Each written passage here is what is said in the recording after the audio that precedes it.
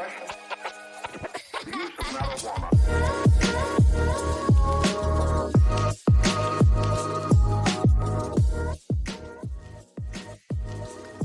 GPD XP Plus is the updated version to the original XP with improved performance now featuring a much beefier Dimensity 1200. It's been a while since I decided to back an Indiegogo project, and I was very curious by the XP Plus mostly for its inclusion of said Dimensity 1200. I'll admit that the design itself is very intriguing to me because of the modular capabilities being marketed for it. If you're not aware, GPD has been making handhelds for some time now, and their claim to fame began with the original GPD Win, a clamshell Windows-based handheld. Now, GPD mostly has experience making Windows devices, but this isn't their first time experimenting with Android.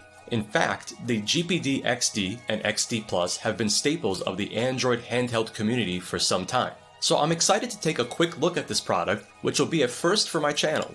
I will perform in-depth gameplay testing in the future and share my results on the channel. But for now, I'm Rob, the Retro Tech Dad, and I'd like for you to join me as I take a look at the new XP Plus from GPD.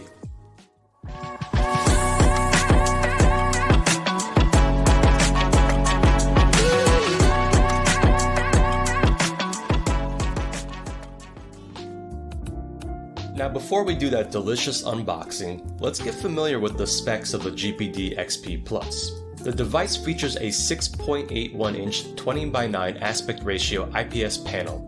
It features the MediaTek Dimensity 1200 with 8 cores, 6GB of LPDDR4 RAM, and comes in a 128 or 256GB storage option. Additionally, it contains the option to expand with a microSD slot supporting up to 2TB. The XP Plus can be used as a phone with support for a SIM card.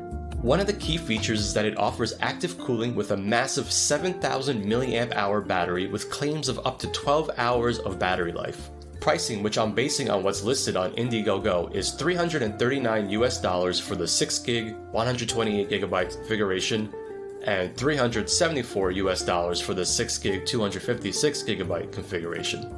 GPD states on their Indiegogo page that it is the world's first modular Android and emulator game console.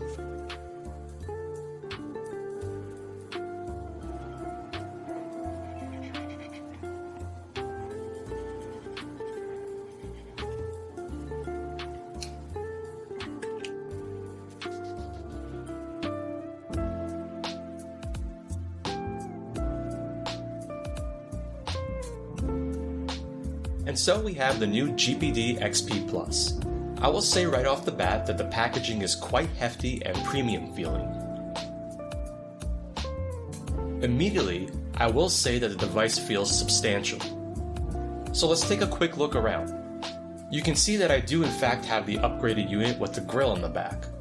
The joysticks feature Hall-based sensors, and they have this really nice blue accent, which was a surprise.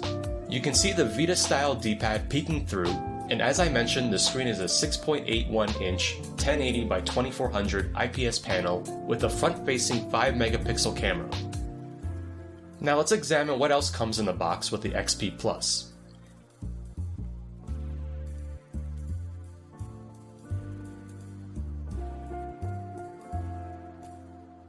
It looks like we have some typical documentation presented nicely. There is a tool to open the microSD tray, and as I said, this device is actually a fully featured phone and can support a SIM card as well.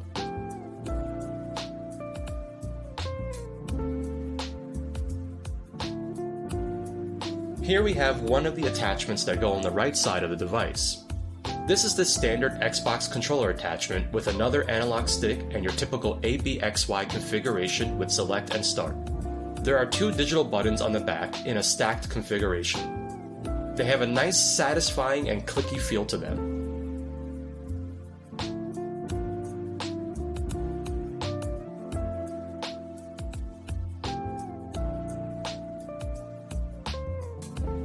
Now here we have the other attachment available.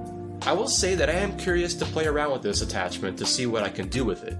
I have some ideas as to when it may prove to be useful, or if you're looking to keep the width of the device down. This one comes with 6 total buttons that can be programmed with their mapping tool.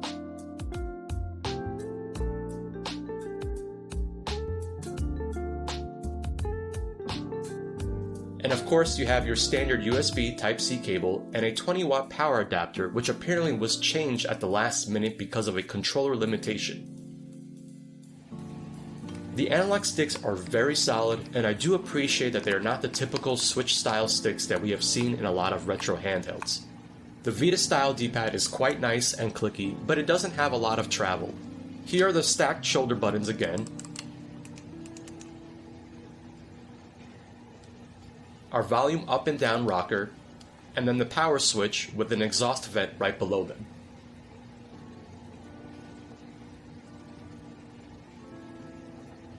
I really do appreciate the curved shape of the back. It makes the device very pleasant to hold. Everything feels very solid. I'm not noticing any weird sticking or poor finishing from the factory.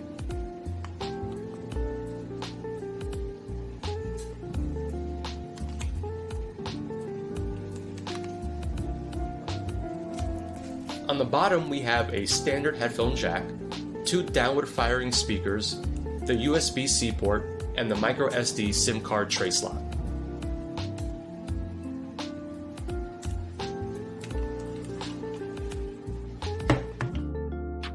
So the device with the Xbox attachment comes in at about 373 grams, or about 13 ounces. Without the attachments, it weighs about 12 ounces or 343 grams. Finally, with the last attachment, it weighs in at 357 grams or about 12.6 ounces. Now let's compare the size of the XP Plus to some other handhelds.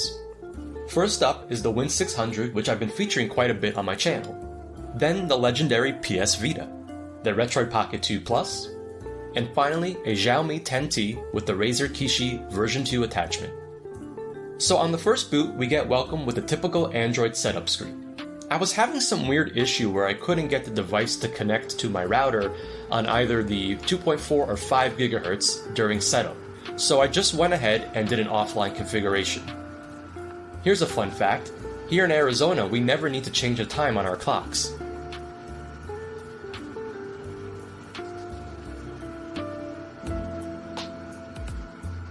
Moving on, we have the typical Android privacy junk, and I'm just gonna honestly quickly move on through the setup so we can get to the good stuff.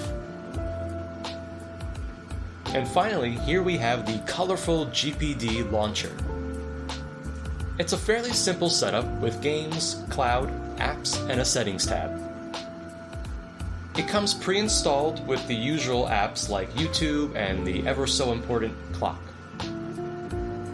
Some cloud-based gaming apps, and finally a random selection of pre-installed games.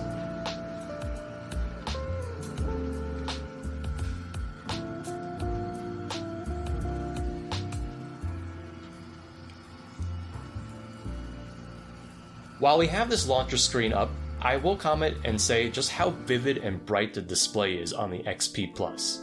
This is a really nice looking panel.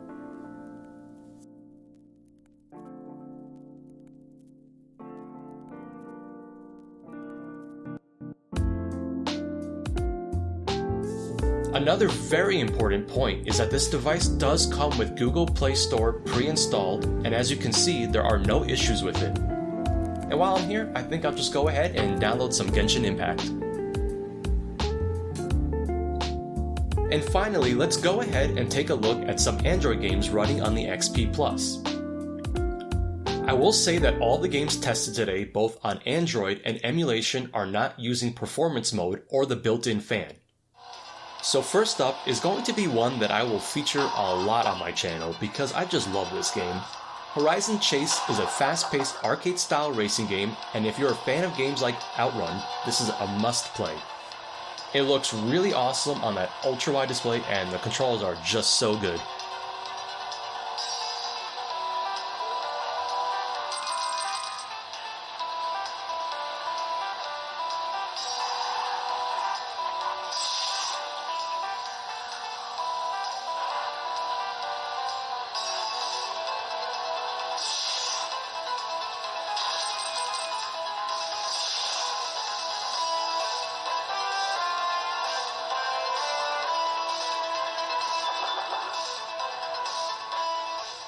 Here's another one that I pretty much load on all of my Android devices, and I am so glad it got a native Android port.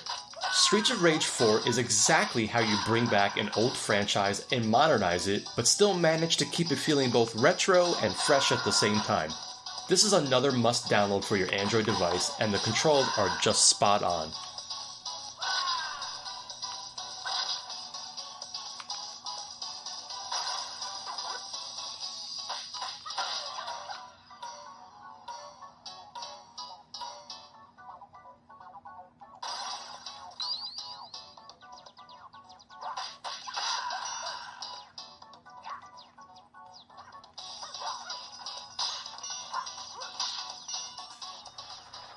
So I wanted to test a first-person shooter game, and I know that Call of Duty Mobile is very popular. Now I will admit, this is the first time that I have downloaded the game, and I just forgot how much fun Call of Duty is, honestly. Now my first 2 matches I got MVP, and I don't know if it's just the controller helping me out against what I imagine were a lot of phone users, but I gotta admit, it felt good to dominate.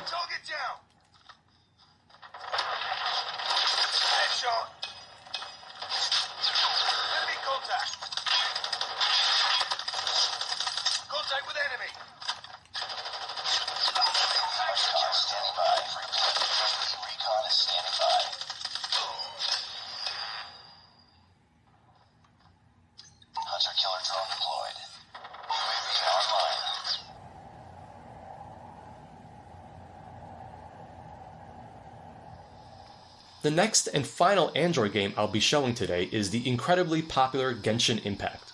Now let me know in the comments if you want me to do a video and give spotlight to some awesome Android games.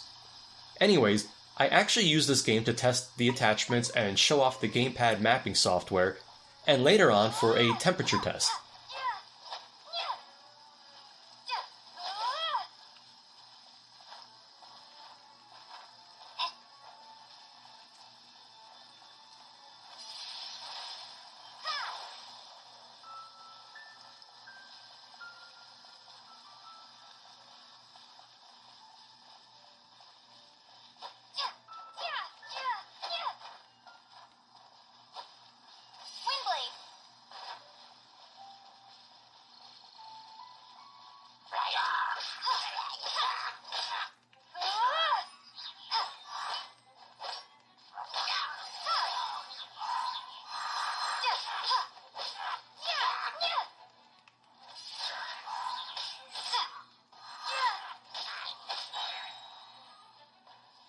The gamepad mapping software is very simple and easy to use. There is a dedicated button to activate the mapping, and then you can tweak and move around and customize as you need to for the specific game. I will make a comment and say I do wish GPD would allow the right analog stick movement to have additional options for camera control. Once you have it all configured, you simply hit save and everything just works nicely.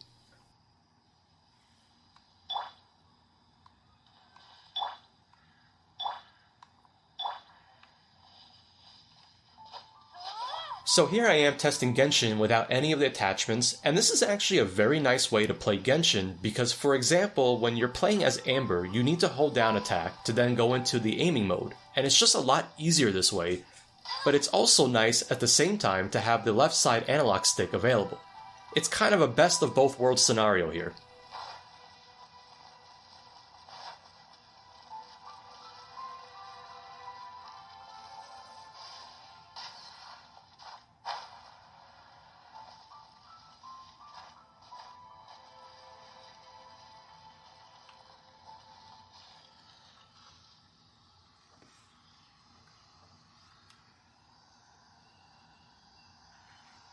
And finally, testing the other attachment, and I will say I can see this one being used by a lot of mobile players. It offers additional comfort because of the way it is molded on the back, but also having quick access to 7 dedicated buttons while keeping your fingers closer in and having easier reach to the touchscreen can prove to be useful for faster paced games.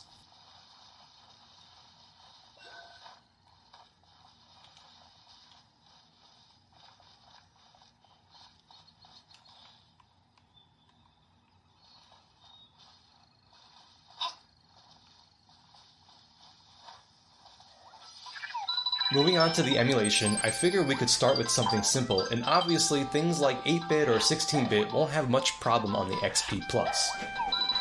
I mainly wanted to show everyone how something from that generation will look on a device like this because of the ultra-wide aspect ratio.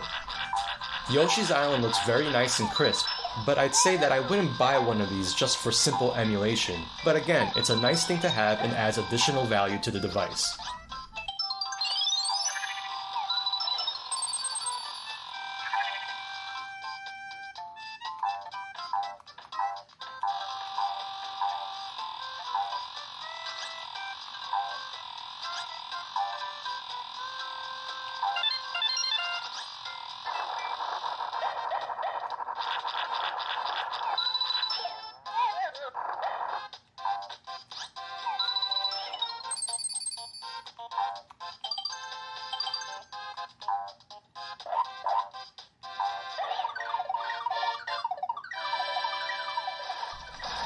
Moving on to a game I love and throw on pretty much everything when playing PS1, and that's Pepsi Man.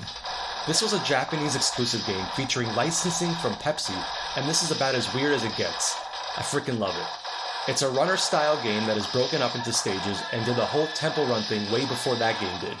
The game looks really nice here on the XP Plus, and I have a widescreen hack going, and there was no surprise that performance here is good. I believe I have it set to either 3x or 4x for this video.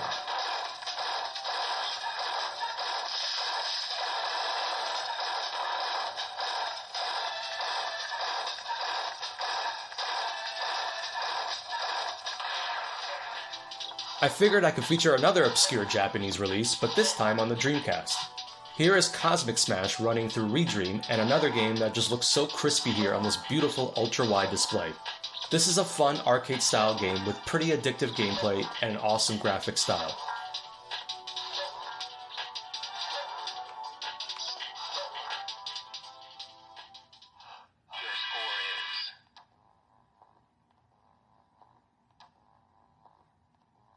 Next level, Cosmic Bus 717. Have a blast. Let's begin.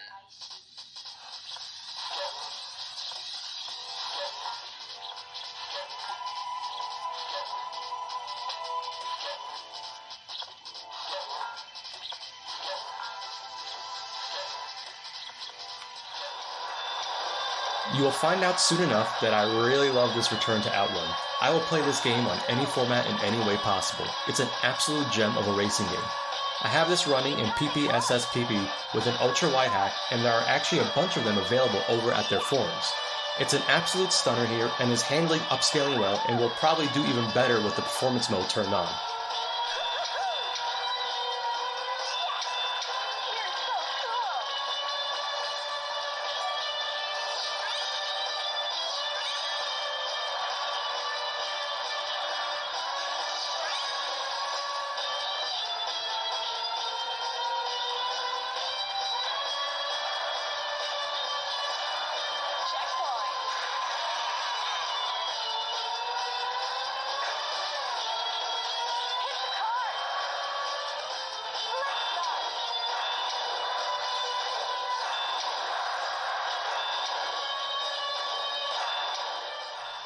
Now, one of the biggest selling points for me on this device is the promise of some really good PS2 emulation because of newcomer Aether SX2 on Android.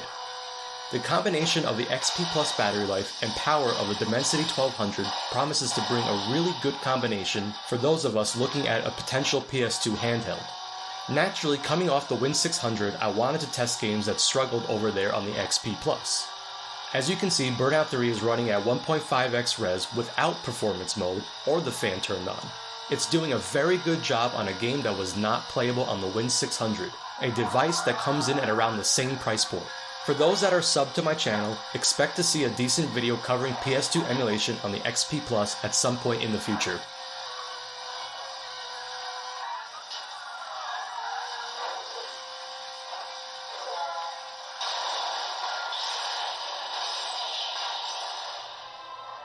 And here we have one of my favorite games from the GameCube era, and that is Metroid Prime.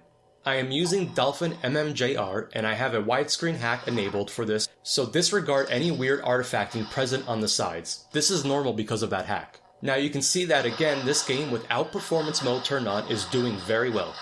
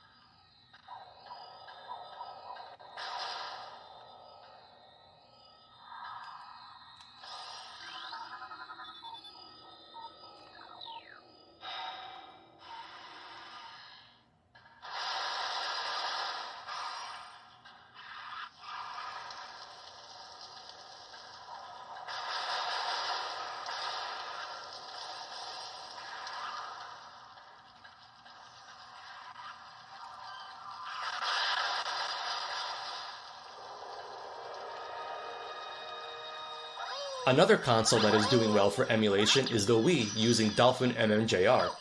This one is a trickier one to get working on the handhelds because of the Wii's unique control setup, but as you can see, I have everything nicely configured here for Wii and Super Mario Galaxy 2. And what a joy it is to play this game this well and look this good on a portable device. I freaking love Mario Galaxy 2, and I'm excited to run through this one again.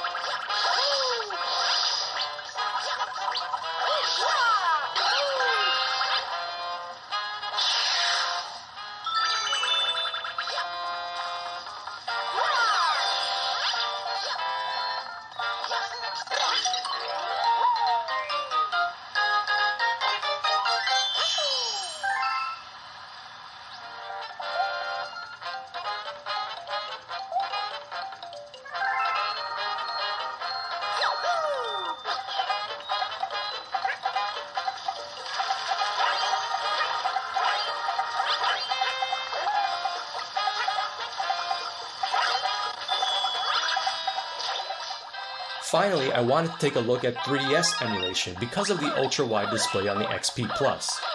I thought it would work very well having the setup you see here because you end up with a very nice large main screen with a usable touchscreen space.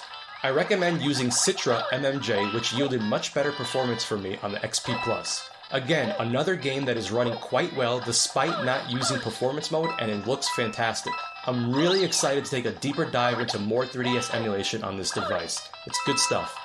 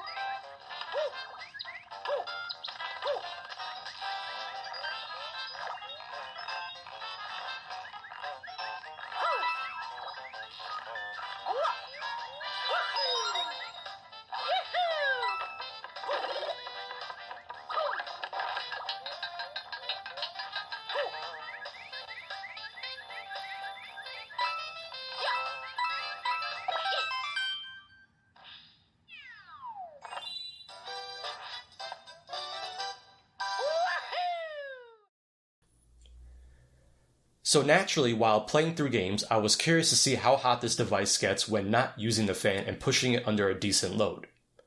I decided to run Genshin Impact and turn the settings way up and played for about 15 minutes before performing the temperature tests. This is by no means meant to be a scientific approach, but as you can see, surface temps on the device itself are in the 30 to 40 degrees Celsius range, with about 41 Celsius being the hottest I could spot on here. The Dimensity 1200 is very impressive on this front, and with the fan turned on, it does even better.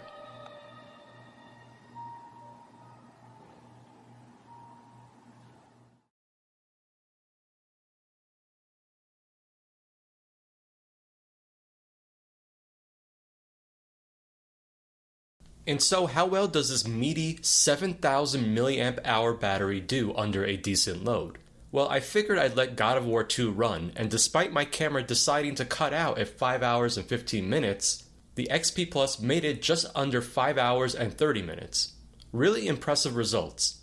On the opposite end, I tested something much lighter like Yoshi's Island running in SNES 9X with about 60% brightness, volume set to the lowest before mute, and Wi-Fi and Bluetooth turned off, and ended up with a whopping 22 hours. I have never seen battery life like this, especially on a device this size. I think someone turned on a God mode cheat because this is absolutely insane.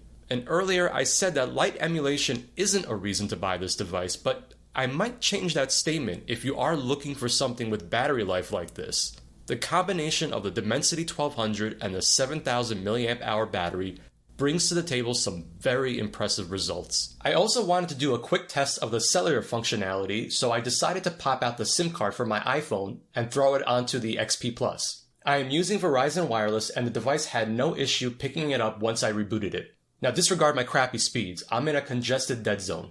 I made a quick call into a conference line and yet no issues. I also realized that the XP Plus only has audio coming out of the downward firing speakers, but the audio was very crisp. Personally, I have no interest in using this as a cell phone. So I know what you're thinking. Rob, couldn't I just use my phone and a controller attachment? Now, I'd say you are correct depending on your own individual needs and what you have available, or better yet, what you can get at a similar price point. Here I have the Xiaomi 10T and two different controller attachments, the Razer Kishi version 1 and the version 2. I selected the 10T because it has a Snapdragon 865, which has similar benchmarks to the Dimensity 1200, at least on paper. Additionally, I picked the phone up for about $250 used, and it can be found for about $299 new. Now, the Razer Kishi version 2 is about $100 new, so the combination of the 10T and the Kishi version 2 will put you at around the $400 mark, assuming you go new. The Kishi version 1 can be had for about $45 and thus ends up being the cheaper combination, putting it at or below the XP Plus in its cheapest configuration. You can see that weight-wise it's very similar, except that the XP Plus offers active cooling, which will allow you to push the device harder for longer. There are things to consider here, and it's not as straightforward as it may seem. To me, the XP Plus is a very elegant solution and serves you well as a dedicated handheld.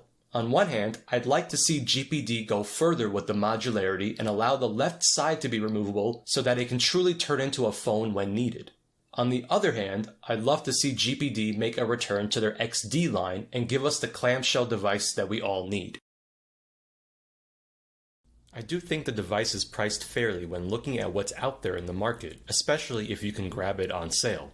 The incredible battery life is another massive selling point. Maybe you're like me and daily drive an iPhone and want Android for some tinkering and are looking for a dedicated emulation handheld.